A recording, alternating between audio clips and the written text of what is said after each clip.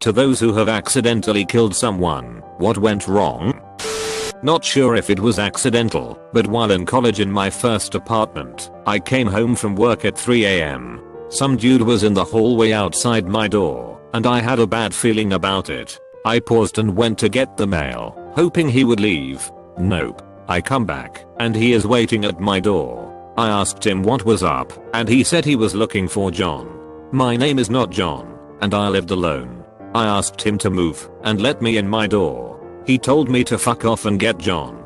I slid between him and the door, opened it and he pushed his way in. I pushed him out. He took a swing at me. I swung back hitting him in the eye, which caused him to fall back and hit his head. Out cold. Forever. Apparently John was the guy who lived in the apartment before me. The dead guy spent 5 years in jail because of John ratting him out for drugs. Dead guy came to get some revenge. Got dead instead. When I was 17 I hit a motorcyclist with my car. It was late at night, and he was in the roadway wearing all black after crashing. His motorcycle slid off the road and down an embankment, and I didn't see him. I was traveling about 60 miles per hour. When I hit him, he was on his knees attempting to get up. I could see his face when I hit him. I still see his face. His blood alcohol content was 3 times higher than the legal limit, and he had apparently just left a nearby dive bar after fighting the bartender to get his keys back. The local small town newspaper released my name unlawfully in the story. The motorcyclist happened to be the uncle of a classmate of mine. I joined the Marines shortly after to continue my life of killing. A good friend of mine was killed by his best friend. They had gotten deep into meth and got into an argument one night. Dude hit other dude in the chest with a shovel. The shovel went right between his ribcage and pierced his heart. It was a semi-freak accident. He didn't mean to kill him, although hitting someone with a shovel is some serious shit. Friend went to prison. Don't do meth, kids. Edit. To clarify, he said he did intend to hit him with the flat part of the shovel, but when he made contact it was the side of the shovel that pierced him. According to the autopsy it wasn't even that hard of a hit, it just happened to hit perfectly in the right place. If it had been 1/4 inches in either direction he would have walked away with a cut. Don't do meth, and don't hit people with anything in the chest, unless you intend to kill them. Not me, but my coworker. She was driving, and a man dove in front of her car and she ran him over.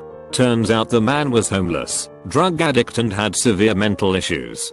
Basically, it was concluded that he had committed suicide. It haunts her, and she tells me she wakes up crying because she remembers his face right before it happened.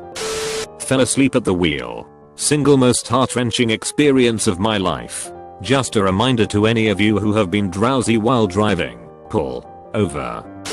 My cousin accidentally shot and killed his older teenage brother in a hunting accident. His brother died in his arms while he screamed for help. He had to switch schools BC. The kids bullied him about it, teasing him about killing his own fucking brother. Kids are cruel. Not using a throwaway. Don't care. I killed my wife. Not directly. Not intentionally. She was 22 and beautiful and hilarious and smart and wonderful. Haunts me 22 years later. Draws me to the edge from time to time. We dated all through college. More than just a girlfriend. People who met us knew we were perfect together. She was an old soul, and I easily envisioned us growing old together, even at age 21. She made me believe in myself. I was invincible with her. An aspiring pilot in college, engineering major, I wanted to fly helicopters. I applied to the US Army to be an officer and pilot. It's an intense, frustratingly long process. She helped me study for the written exam. 2 days before I graduated, I was accepted to flight training in the US Army. We were married a month later on the beach in Goleta, California. She gave me Army aviator wings on our wedding night. For a brief moment, my life was utterly perfect. 2 months after I joined the Army, I was a semester ahead of her. She graduated UXB while I was in training. I couldn't attend her graduation ceremony. I was at Feet, Rucker, Alabama. 3 days after she graduated, she packed her car and drove cross country to be with me. I was at a point in my training where I could live off base as a married man. She was worried about driving that far alone. She told me so, but I discounted her fears. But the truth is that I was a hot-blooded 24-year-old married man and eager to resume my sex life. I encouraged her to make the long drive alone. Looking back, my penis was talking more than my brain. A few days later, Mizo called me into his office. He flat out told me directly that she was dead, that she died in a car accident. Later, I learned that she was pushing herself and fell asleep at the wheel. A witness, a woman driving behind her, later wrote to tell me her account. She told me she held my wife's hand while she died. For 2 years, I was a shell, a ghost. I quickly exhausted my emergency leave from the army and then applied for a hardship discharge. I never got my wings. For 2 years, I was lost among the living, dead inside. I had to live with the fact that I pushed her to drive across the USA, even though she had concerns, all because I wanted sex. That was 1994. It's been 22 years. I eventually remarried and had kids. But not a day goes by I don't think of her. God help me. I was 14, I got a kitten.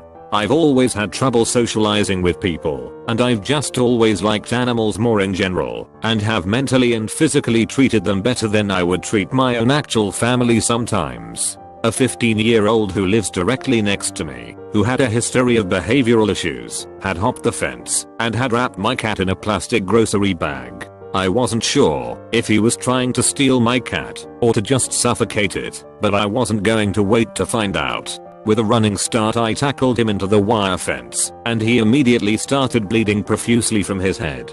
At this point my 90-pound goofball of a lab heard what was going on outside, and as soon as he saw me next to something bleeding his natural instincts kicked in, and he went all out on the kid, probably thinking that I was in trouble. I tried to get him to stop, but it clearly was futile. I ran inside to tell my parents and call the police, but by the time the police and ambulance showed up he was already dead. I know that I should feel bad about it, and I kind of do now, but at the time I certainly didn't. Not me, but my ex. Didn't date too long cause we were from different states. Months before we dated, he was married to his wife. They were happily married. Or so it seemed. They had their ups and downs like any other couple. He said at one point that she said she would not know how to live without him. One night, they got into a fight. A big fight. From what he was telling me, they were arguing about counseling, and she flat out refused to go cause she didn't need fixed. It escalated from there, and she slapped him. After that he told her that's it. We're done. She was screaming and crying, but he already walked out of the house. He went outside for a smoke. A few moments later, she rushes out, throws a piece of paper at him and keeps going. He was slowly reading the note cause it was dark, but the note was saying about who to take what to and to take her dog to her mom who lived in Iowa. It was signed "I'm sorry I cannot live without you." He looked up. Bam. She shot herself in front of him. He screamed and ran to her.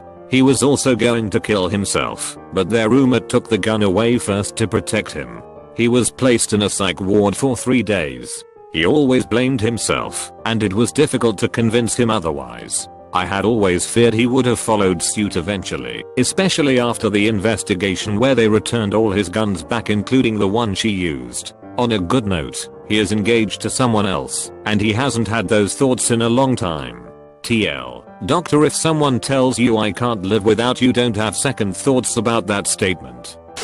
Technically I didn't kill the person, and in no way am I responsible, but this instance still haunts me a bit. So my soccer team was coming home after a game. Everything was pretty typical. It was getting dark. Everyone was chatting. I had earbuds and my thirds out ignoring them. I felt the bus turn onto the main highway we took. Nothing unusual. It was then that I felt the back end of the bus lurch into the air and then screaming. I first thought, did he just do some weird sort of wheelie or some shit? If only. I looked back and I saw broken glass and about half of a company van. Inside the back of the bus, the driver was killed on impact. He was driving about 60 miles per hour and was most likely texting, so no brakes. We got out and instantly knew the driver's chance of survival. None of the team was hurt past some broken glass in my hair and a bit of whiplash. But I never want to sit in the back of a bus again. TL. Doctor, fuck buses and texting while driving. My friend asked me to hang out. I said I wasn't free that day because I had tutoring.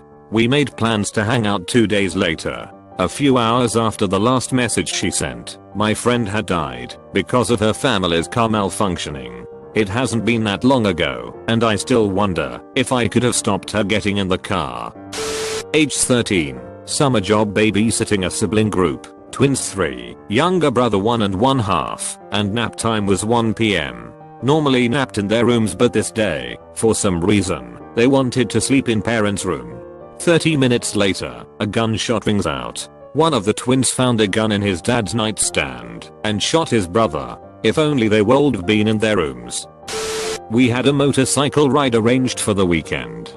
Go have lunch in Spain and get back before dinner. A third and fourth, female, friends were invited to ride with us. At the last hour, literally 1 hour before departing, my friend uninvited the 2 females. A guy's day out, he called it. His father and 2 other guys were joining us, each on its bike. It was a bit rude, but I complied and asked forgiveness to the person who was going to come with me. On my way back, I had a really stupid and very violent crash. Lost my arm in the process, almost lost my life. No one died, but the idea that I was supposed to have a pillion with me scared me straight. I swore I'd never ride with someone on the backseat ever again. Too much responsibility. If they were to lose an arm because of my mistake, or worse, lose their life, I'd never forgive myself. Kid I went to high school with accidentally shot his friend in the heart. He was a fucking idiot, and the story I heard was he was fucking around with a loaded gun that he thought didn't work and was pointing it at people, pulling the trigger to freak them out. Turns out it just didn't work well. I'm not at all savvy with firearms, but it didn't fire 50 times in a row, then it fired fine once. My SOS teacher accidentally killed his wife. It was a horrific story. They both worked at the same school and he dropped her off before parking because it was bitter cold. She shut the door on her scarf and tried to get it out, but the husband didn't realize and started to drive off. Her neck snapped and she died instantly, but her face was dragged along the ground a good distance. This all happened right in front of an elementary school with kids going inside. I can't imagine the guilt that guy lives with. My friend's brother was having sex with his ex-girlfriend, also mother of his child. They were doing drugs, maybe coke, and drinking. He had a gun, and when they were getting dressed he started playing with it, twirling it around and whatnot. He accidentally shot the gun and hit her somewhere where it should have not been fatal. However, she was on blood thinners because of some health issue she was having, and she just bled to death, even though he called 911 right away and tried helping her. He is in jail now and suffering because he killed the mother of his child, and now his child wants nothing to do with him either. So he lost 2 people. Not me, but a guy that comes into my convenience store I work at killed someone on accident. Pretty much a regular, comes in like he always does for his noon Heineken tall boy purchase. Then comes along a very desperate man that needs those last Heineken that the man before him got. Begs the regular for them. Regular pretty much tells the guy to piss off. Then they pretty much just start fighting each other. The guy that was begging starts a fight with the regular. The regular beats the crap out of him. The guy waddled to his car. He then proceeds to sit in his car for 4 or 5 hours. The way the parking lot is set up, you couldn't see the defeated man's car from the register. My coworker goes to bring the trash outside to the dumpster and notices the defeated man's car. Goes to check on him, since it's been several hours. Man's dead. Heart attack right after the fight. He died over a Heineken tall boy. A Heineken tall boy. My uncle has been in prison for about the last 19 years or so. He was on drugs and pulled a gun out during an argument with his girlfriend and was waving it around. The gun accidentally goes off, goes through a wall and hits his best friend, who was in the other room, straight in the heart.